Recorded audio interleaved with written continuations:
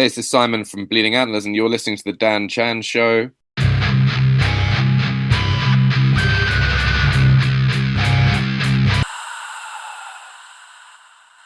I am joined by 2 out of 4 members from London-based doom metal outfit Bleeding Antlers. Guys, introduce yourselves, please. Hi, everybody. I'm Simon. I'm singer in Bleeding Antlers. Hello, I'm Pete. I hit the drums and try to not do too many sets of toms in each song. Yeah. Not too many Chinas either, I hope. Well, there's a couple of Chinas now and again. I mean, it all depends really who remembers to bring which cymbals to the rehearsals or to the gig. Well, first off, guys, I want to just quickly drop in that we've done this before, and I loved it so much I thought we'd do it all again, because we had a bit of a technical issue last time we spoke, which was about the fall time, about autumn sort of time it was, but when the last single came out in September, I think it was. So we're doing it all again. So let's start off by saying that my Wi-Fi company apologizes. They just sent me a message saying sorry. And that's that. So welcome to the show. You're here. First off, let's go through some history of the band, because I know we did it before, but we need to hear it again. So let's go, Simon. Good. It's good to be back. Thanks. This band started by accident. We were all out in the pub, apart from Ben. Ben was a later addition. And we've been regretting that ever since. But me and Luke and Pete were out, and the other Luke were out in a pub down in South London, because I was getting married, and we were getting married in this venue, and it's they have a beer festival on there a couple of times a year. So we were down at their Halloween one, I think it was, and testing out some beers. And you start off with these things, and you've got like a little book, and you're like, trying to write notes and all that sort of stuff, and it just kind of you get less controlled as the evening goes on, and the notebook goes out the window and all that stuff. But we were trying to figure out what to do with the stag do, and no one really knows whose idea it was. But we went through various iterations through the evening. It was like, maybe we should go to Europe and go drinking in Eastern Europe or whatever. And then we were like, maybe we should. The other ideas were floated, go and do some sort of adventure weekend or whatever, and someone was like, "Oh yeah, maybe we should start a band." And we were like, yeah. "Oh yeah, we should call it Bleeding Antlers." And then we'll get big like furry legs and like masks and like big prosthetic cocks, and it all kind of happened in one night. So basically, as Simon was saying, it was like it was like a beer festival. Where he was hoping to get married, which I think used to be an old lunatic asylum. Is that right? Yeah, it's an old sanatorium, wasn't it? It's an old sanatorium, but it was like very gothic, and I think not only the beers were kind of influential. I reckon there must have been some kind of paranormal intervention or something. And at one point, Simon went.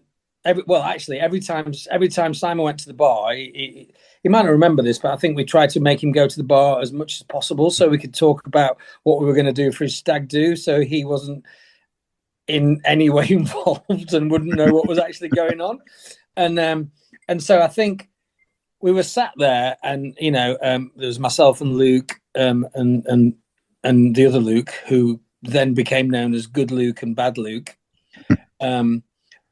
We basically were like going, well, we're kind of all musicians and stuff. So why don't we do something where, we can kind of, I don't know actually who started the musical thing, like Simon was saying, but I think we just sort of started going, well, maybe we could make the music for Simon's opera, and then he could just be wailing over the top of it, and that's kind of how it sort of transpired. And then through one way or another, I had a few contacts with promoters and stuff, and I managed to somehow manage to blag as playing a festival in Belgium, and then we had our first proper gig booked, and then we kind of had to work towards that, really. So yeah, so that was quite bonkers. Do you think you're the only band in the whole world of bands that's ever been created that way? I would probably say Oh yes. no. God, I mean, come on. I mean, the thing is, it was great that it happened. Everything kind of came together almost in one night. Like we had pretty much the whole band there. Like who was going to be playing what and doing what, and we kind of got the idea for the name, and we kind of got the idea for how we were gonna present ourselves on stage, and we kind of had a vague idea of what we were going to do musically. Right. And I'm sure other people that have got together and become a band have had like drunken nights out where they go, yeah, let's get a band together, man. It's gonna be so cool. And then sometimes it maybe happens and sometimes it maybe doesn't. I don't know. So let's just drop into the actual outfit. Was that always going to be the plan? And were you always intending that to be kind of like an anonymous thing, or was that going to be, not really anonymous? Doesn't really matter. We're not doing a Kiss ghost kind of thing. It was all about satyrs. It was all about being satyrs. So that was where the kind of the goat masks and I don't know, we've had a few different permutations now. We've had some stag masks recently, and they started out with like we were going to dress up like Pan, and that's where the big penises was going to come in as well. That was the only bit that we sort of dialed back. We were like, maybe prosthetic cocks has taken it a step too far. Originally, it was going to be we on the night. I remember talking about it being a drone. We were going to like do drone covers of other people's songs and just sort of play them at sort of quarter speed and just wail about in them, which is why we ended the first couple of gigs. We were heavy on the kind of like brown note keyboard, like, through a fuzz pedal. We've dialed that back a little bit over time as the songs evolved, but yeah, most of it was there. It's the first time I've heard this story about being sent to the bar. It's probably why I don't have a very good memory of. I think that's probably why. Yeah, sorry, I've let the cat out of the bag there. But I mean, I think we did like really want to kind of go a bit OTT on the whole costume thing, but it was never going to be. It was never going to be like a Kiss thing or a Gwar. Well, I don't know about Gwar, but maybe it was going to be a bit more like that. I don't know. Yeah. I think, it was, with the prosthetics and stuff. It was just more about kind of giving that sort of devilish image, I guess. Yeah, sure. Now, you just touched upon the songs, right? Your first release since the Stag Martyr album came out in September with the track Witness the Sunburst, right? That was right, yeah? Yeah, When the Sunburst, yes. When the Sunburst. And you've got another track coming out. We'll say out now because when this is done. So you got a track out now called Thimble Winter. No surprise, Thimble Winter. So talk me through this track because I've not heard it yet. Thimble Winter is a bit more of an upbeat number than When the Sun Bursts. It's composite. It was starting out with a couple of different songs when me and Good Luke were writing stuff, and sometimes you sit and you jam through some riffs and you're like, these two parts are the same song. So kind of like merged together. It's about it's from the Norse mythology, the bit before the 3-year winter that occurs before the final battle of the gods, when society's imploding and man is turning on each other and all that metal themed stuff. Wow, that's why the toms are so hard. It's like a battle. Am I sort of like reenacting the battle with the toms? Battle drums, mate. Battle drums. So you said that, like, obviously, When the Sun Bursts, that came out in September, and you're just releasing your next track, shall we say, Thimble Winter, which is, it's going to be like nearly 5 months or so between, 5-6 months. What is this because of your day jobs and everything else, or is it because of just how your writing goes? And I believe you're working towards getting another album done, right? Yeah, working on the album at the moment. It's because I'm incredibly slow. We're producing this one ourselves. So we worked with Matt Ellis in up at Axis Studios on the first album. So we were in there, every day for like 3 weeks, 3.5 weeks, I think, and then this one, yeah, we've been recording it ourselves, producing it ourselves. So it's basically just me sitting in front of the computer every evening, weeping. No help. You got no help then, just on your own. No, yeah, there's just been me doing the production. Can't you bring Good Luke in? He sounds like he knows what he's doing. No, he does all the album artworks. We've got some stuff Okay. divvied up. We've got like Pete does anything that involves, you know, professional management skills. Luke does anything that involves the artwork, and Ben is our massive drag factor. So yeah, so that was like I think that wasn't that like the working title for the album. Yeah. massive drag factor.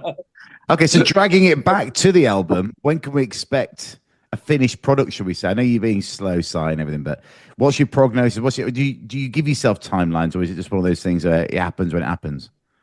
Album will be out in the summer. Okay. It'll be I think like the first, like When the Sunburst was the first one that I'd mixed and mastered myself, and as a result, it took an extremely long time. Winter also, with being the second one, was probably about half as much Right. time to get it all together.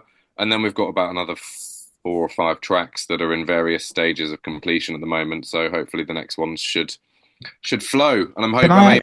Can I ask this question? What it's like to record when you're writing tracks and recording them quite distance apart? Do you find things can, by the first track to when you put the end tracks finished? Is there an evolution happened in that sort of like 6, 7, 8 month period? Do you think, or is everything sounding the same? I could be wrong. No, absolutely. And in terms of like my the learning curve and so you know when you start doing something yourself and like you get better kind of quite quickly the more you practice something. So, you know, the listening back to this component parts of When the Sunburst now, I'm like, if I were doing this now, I'd do it better, you know. Right. So it's but you've got to leave things alone at some point. Pete, I think you can answer this question. Comedy runs through the band, right? It feels it's like definitely a very much a tongue-in-cheek vibe, even though you're doing war tracks and all this like pomp sort of stuff. But you know, how much does it bleed into the writing for you guys? You know, how much fun is it for you to actually create the music, even to record it for you, Pete, as well? Well, I think when the song ideas get sort of sent around to everybody before we rehearse, and then obviously we still do the old way of going through the tracks in a sort of rehearsal environment and then working on them and trying to figure out the parts and everything and making sure everybody knows what they're doing apart from Ben. And then Ben, he's not even here to defend himself, man. No, he's not. I'll have to get him on separately. But that's fine, you know. He could have been here, he's not here. He could have been, yeah, he could have been. True. So that, you know, it's one of those things, you know. I think from the initial inception of the song idea to the finished product sometimes can be quite a massive gap. But I think with Bleeding Antlers, it's not that distant from what the initial idea was and the initial way of what was in Simon's head of how everything would go, probably. Yeah, okay.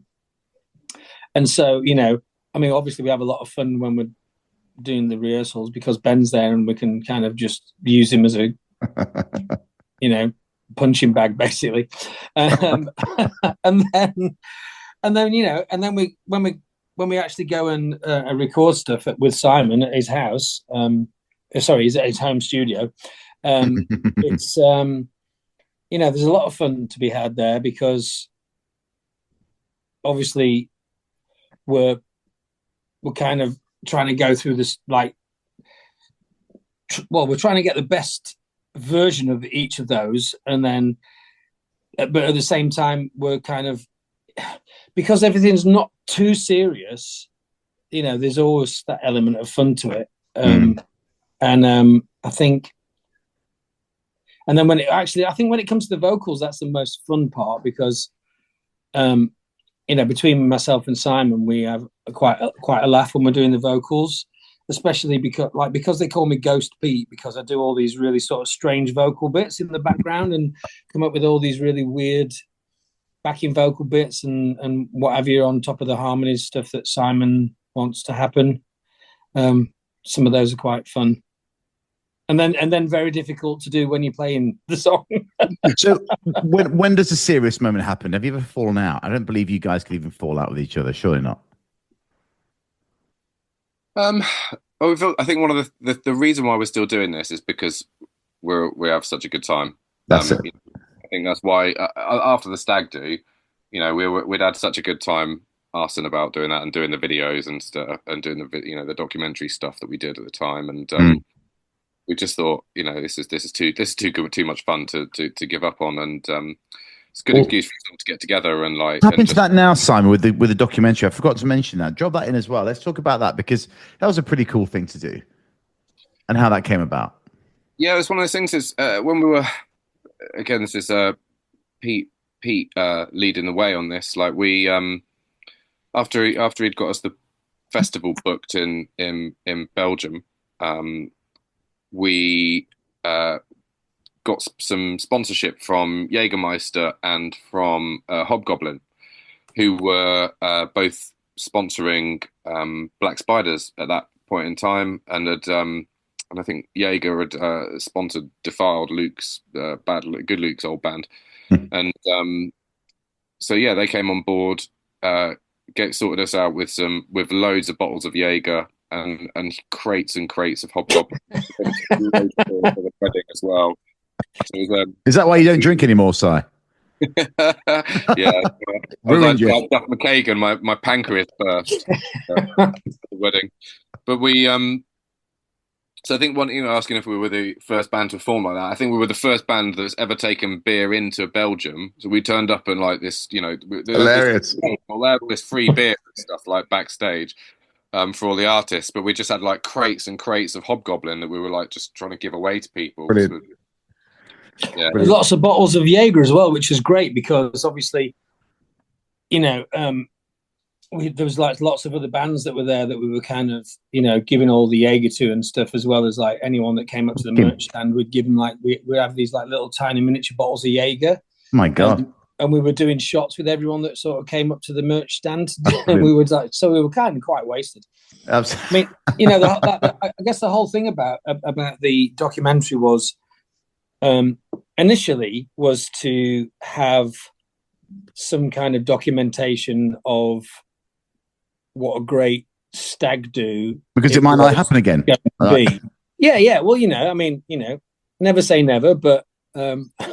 But it was just to kind of to keep as a memory and stuff, and because we're all really good friends, there's not really any egos, particularly when it comes to how the band's direction's going. Like with normal bands, I say normal bands, I say like with most other bands, when if you've got creative processes going. Sometimes they go in, they're pushing and pulling in different directions. Yeah.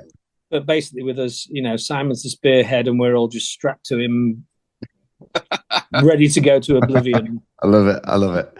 Well, yeah, Mark Latham was the guy came and did the videos for us. So he shot us at the first gig, and then he came with us on tour to the festival and captured all of our ridiculous antics. Brilliant. I love it. And then we got into the studio, and Hobgoblin gave us some cash to go to the studio, so we went and recorded our first single. Yes, was he at the studio as well? Didn't he not record us in the studio? Yeah, he came down to the premises with us as well. So got the whole cycle of that first phase of the band. Yeah, I love that. It's important to document that. It really is. Yeah, it's important. So the album's going to be coming out in the summer. Let's talk shows. What's happening? Are you planning anything? Is anything going to happen there? You get your busy lives together and get on the road doing the odd gig here and there. Another stag do maybe. Well, yeah, we'll find Pete another wife, and then we can get another stag do going. I don't want another wife. Mormon. We've got our annual show, our annual Halloween show at the Devonshire Arms in Camden. Love that. be on the Halloween weekend. Yeah. Um, That's a long way away, though, guys. You surely Yeah, can but grease then them in before that. we're just we're always trying to see whether we can like prize ourselves into festivals here and there. But I guess maybe because we don't play that much, it's difficult getting gigs. I mean, there's so many, because we're like a DIY outfit basically that sort of play now and again and put music out. Maybe people don't think we're particularly serious about stuff, and right. I really don't know. It's difficult, I mean, there is lots of different factors, for like getting onto festivals and who you know and what agency you're with and all that kind of stuff. And it's sometimes quite difficult, but I'm sure there might be something that might come up before we know it. I know a touring platform that might help you. Talk about that later. Anyway, okay, cool. So, what's a Bleeding Antlers show like? Pete, you go first. Go on, Pete. You're drummer from the back. What's happening? Well, I usually it's quite a drunken affair, because we usually like, especially if it's in the dev, the owner Chris always usually likes to get us quite wasted, and he likes for a better show. Yeah. Well, no, just well, I mean, from sound check onwards, basicly, which is like halfway through the day. So I'm a drummer, Pete, and I have 2-pint rule before a show, man. How many do you have? There's no rules, man. Basically, I think the last few times we've played, the thing is for me, when everyone's had the same amount of alcohol intake, that's okay. But if someone's had a lot more and somebody's had hardly any, it's quite a different perspective on the gig and stuff. And we have a mutual friend that comes along to all of our shows, that is basically like, I mean, really some of his cutting reviews, he could work for Pitchfork, right? To be fair. And so when we played our show in 2023, his words were kind of, I think a few more rehearsals wouldn't have helped. So basically, I think the last show we did, we weren't anywhere near as wasted as what we sometimes are when we play. Okay, let's flip that back to Simon, because Simon, you're not drinking anymore. When did you stop drinking, and how many shows have you done sober? Is that a beer in your hand? No, it's not a beer in my hand, but no, I'm still drinking. I thought you'd stopped drinking. Last time I spoke to you, I thought you said you weren't drinking anymore.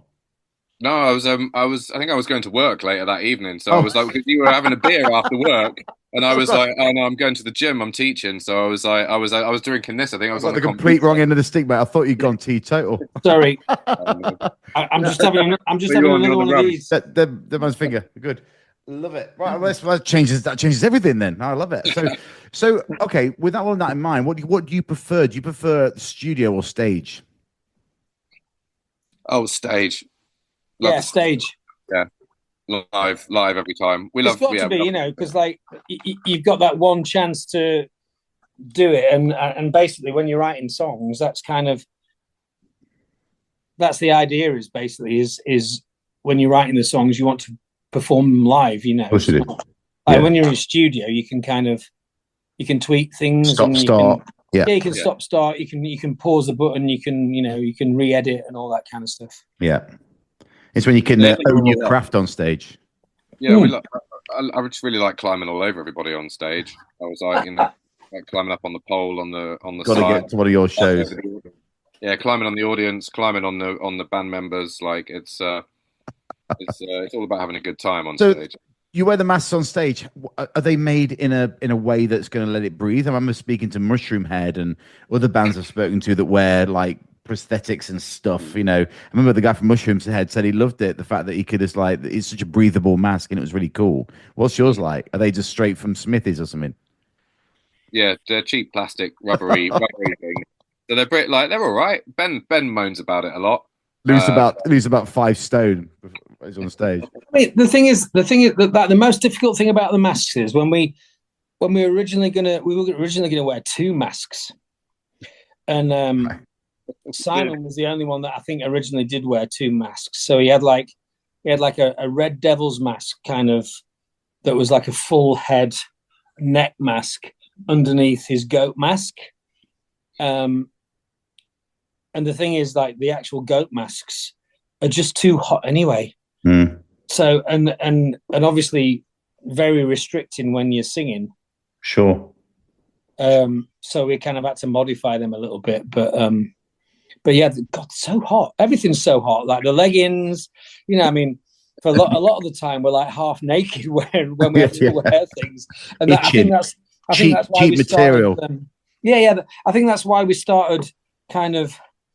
At some point, we started, you know, being sort of naked from the top half upwards and just painting ourselves black because it was just too hot. A layer, that's a sensible idea. So I know you're busy, guys. Sorry, Si, go on. So the first show we started out with liquid latex. We painted ourselves like different colours and put liquid latex on, and then we kind of got on stage. And as soon as you start sweating and stuff, it just kind of all started peeling off like we were zombies or something. How does that feel after the show? Because I remember when I used to do a lot of shows, I used to just literally like change my t-shirt and get straight out there to meet people and have a beer. How often does it take you to? I mean, you just go out as you are, sort of thing. Oh yeah, there's always a bit of a wipe down, you know, some wet baby wipes all over the place down in the dressing room. But then some poor girl, because obviously we're covered in like poster paint and like sweat, and some poor girl had left a bright yellow coat in the hallway on the way down to the. Push past it. And we like walk past it, and the whole thing was like smeared in black paint. So yeah, everybody gets cuddles afterwards. But that's funny. I love that. I don't wear any white to a Bleeding Antlers show. I'll have to get one of those cuddles one day. But what band would you say you'd love to tour with? What do you think you're more akin to? Who would, in a hypothetical world, who would you love to go on the road with? So I have to still be going. I'd love to go on tour with Typo Negative. Yeah, well, Pete's dead, but I mean, there's talk of them doing other things, but that'd have been a good band to play with. I think it'd be fun to support The Cure. That'd be amazing, just to like freak out the goths a bit. Yeah. I mean, because like I think they'd be kind of like tormented inside, whether they like loved it or hated it. And that would be great because they'd be like, "Oh no, it's really good." I mean, like, they're just really performing really well, but like, I'm not sure if I'd like it or not. But if they're on tour with The Cure, Robert must like it. So that's right. There you go. Feeling approval. Maybe we should get him to review the album, Pete. I could, I could give him a shout, can I? Absolutely. Right. With all those things in mind, the bands you like to tour with, where are your influences coming from? Let's do a Mount Rushmore of your 4 influences that's got you to where you are now. 4 each. And you doesn't have to be a band. It doesn't have to be anything like that. It's just 4 people who have, you've looked up to, inspired you, whatever. Simon, you go first. Meatloaf. All day, every day. Yeah. Absolute, like, probably top influence on my musical sort of journey from childhood. My musical Mount Rushmore. I know you said anybody that I've looked up to. Yeah, anyone. It doesn't have to be a band. It doesn't have to be an individual. Someone that, like, for me, it'd be someone like James Hetfield, Glenn Danzig, those kind of things. Whatever you want. Kurt Cobain. I was a huge Nirvana fan as a kid. That was another one of my immediate, sort of influences. Right. I guess growing up, I was really into Rage Against the Machine as well. Obviously this is all music of a certain era. That kind of, pre-nu metal, rap rock sort of fusion stuff spoke to me. All that kind of angry political stuff was. Very relevant now. Should be reforming. Is that 3 or 4, Simon? Have you done 3 or 4? I've lost count. It's taken a while. I think that's Meatloaf, Nirvana, Kurt Cobain. Rage Against the Machine. Just as a band, or Tom Morello, or Zach, or just the band? It was Zach, I think. It was Zach that I was Okay, really into. cool. Yeah. You got one more. All right. Don't drag your heels. And it's got to be Axel. Okay. Appetite for Destruction. My Yeah. other top. I mean, not say he's necessarily someone that you'd look up It's to. got to be like a movie mountain, that bit, Yeah. right? Yeah. He's got to get, I'm looking up to his snake hips. Like, if I could only get that shimmy shake and that It's like, wail circa 1988, then I'd be a happy man. Pete, what about you? Well, I'm probably going to say different to what I was going to say last time, or what I did say last time. I'm going to be a bit of a bus wanker and just say Bill Ward, Tony Iommi, Geezer Butler, Ozzy Osbourne. But There's a theme going on. But at the same time, no, that'll do. That'll do. I think probably. I mean, it could have been Danzig, like you say. It could have been Joey DeMeo from Manowar. Yeah, he's class. Possibly Trent Reznor. Okay. With all this in mind, keep these bands in mind. I know where you're going to go with Pete, but I can't remember your answer last time, Simon. If you're going to change it, what's the heaviest riff of all time in your minds? What would you say the heaviest riff is for you guys? For nastiest stink face, whatever gets you going, makes you probably go heavier on the pedal, whatever. What track is it? I think what I said. I think what it came to me last time was it was "Walk" by Pantera. Yeah, it's a classic. Just the thing again from like my childhood where I was just like, did you go and see him, bro? Huh? Did you go and see him? No, they're coming up the next week. But yeah, I got tickets. Nice. On Tuesday or something, I think, isn't it? Saw Pantera once. I think it was Ozfest, Milton Keynes. Was it 97? I think it was. And I think Foo Fighters played mid-afternoon. I fell asleep. Then I woke up, and Slayer played. I was like, I'm awake again. Then Pantera played, and it was like, yeah, it was a brilliant gig. Anyway, sorry, mates. Pete, what's yours? I mean, for me, it's not played heavy enough. But if it was played heavy enough, I would say "Mountain Song" by Jane's Addiction. Is okay, yeah. Okay, absolutely, yeah. Just kind of unbeatable in some respects. You know what mine is for like, and no one ever asked me this because I never get asked questions. But I've thought about this recently, and go on, Dan. What's yours? Mine is. Well, I'll tell you what mine is, Pete. And it's not an obvious one, but I think because obviously there's so many heavy ones. You go to death metal, whatever. But Check My Brain, Alice in Chains. Oh wow, okay, yeah. Probably for me, it's fucking there. You know what I mean? Anyway, that's enough of me. Right, and I remember this last time, Pete, because I think when I asked this last time, your answer has stuck with me, and I'm going to say it again now because I say to people, "Can you believe this guy said this answer?" And it's your most unpopular opinion, musical opinion. My most unpopular music opinion. Yeah. So, what is the most unpopular opinion? I'm sure you said this. If you say it, you'll remember it, or if you don't, I'll say I must have mistaken you for someone else. But no, you tell me what you thought I said. Okay, I thought I remember you saying that Slayer's overrated. Who? Slayer. Yeah. I might have said that. I might have said that, but like that probably wouldn't have been the first thing that came into my mind. Okay, good. Well, we're on the same path then. Go on then. Now I've given you an idea of what I thought you might have said. You tell me what you want to say now.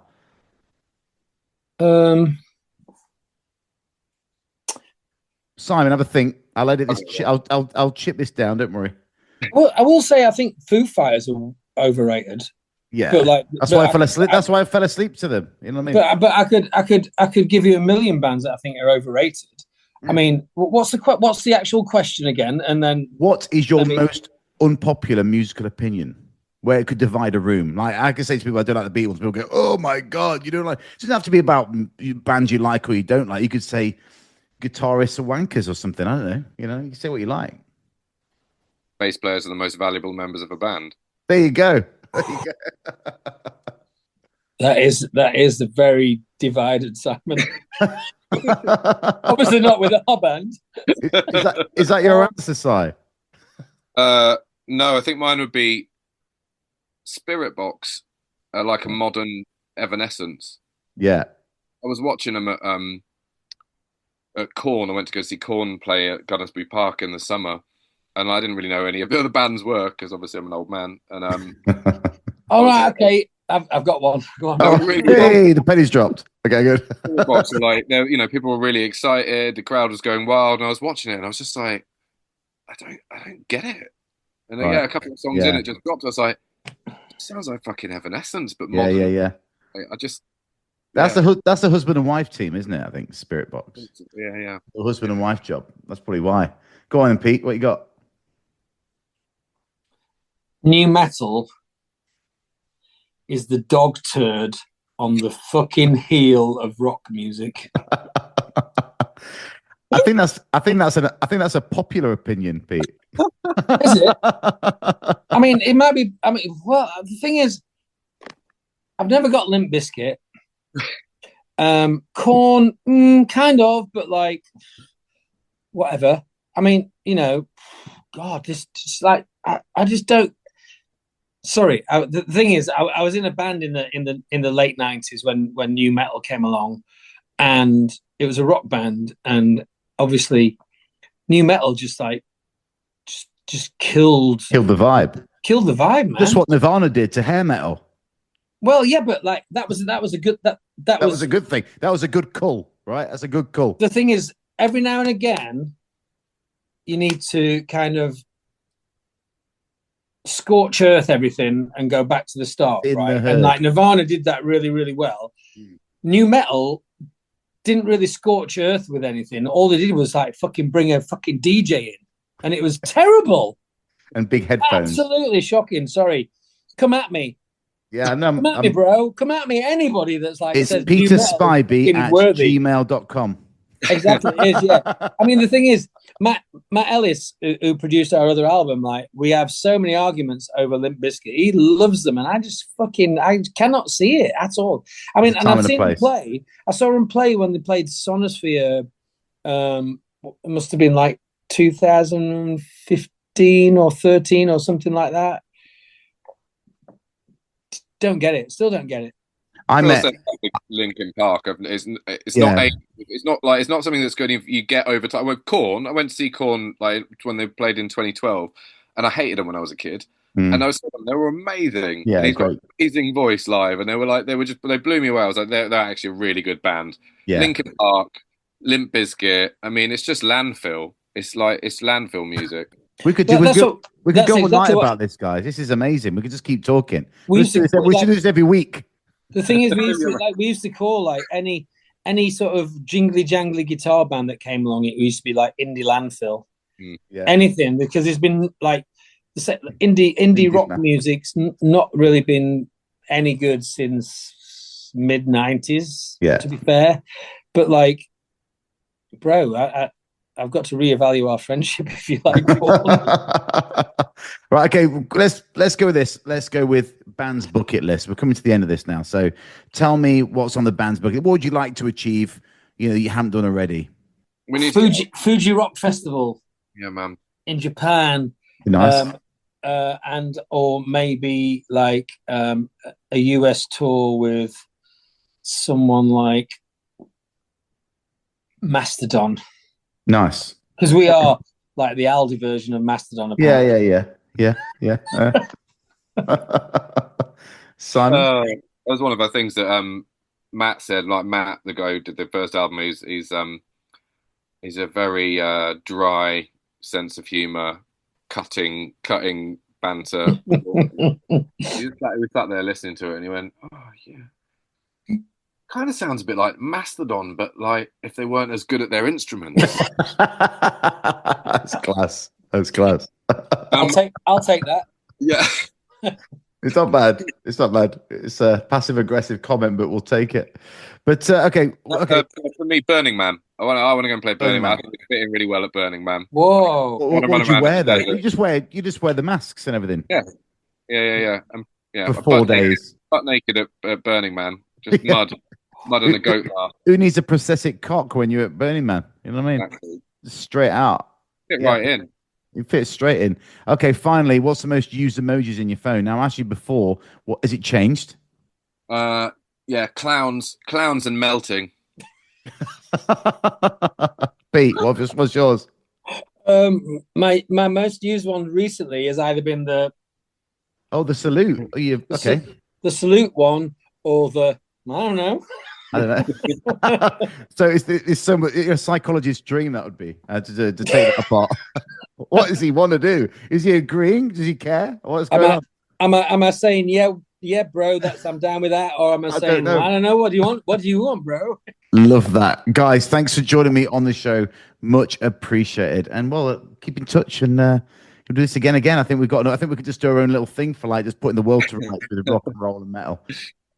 Cheers, bro. Yeah, Friday night, every Friday night, we're here. Yeah, we used to do this during COVID, right? We had we used to do like a quiz night on a Friday night during COVID. Yeah. So maybe we could do like interview with Dan every Friday. What's pissing us off this week? Sort of exactly what's grinding my gears? Has the bass player learned his fucking songs this week? No, is the regular answer. Cheers. Cheers, guys. Bye, guys.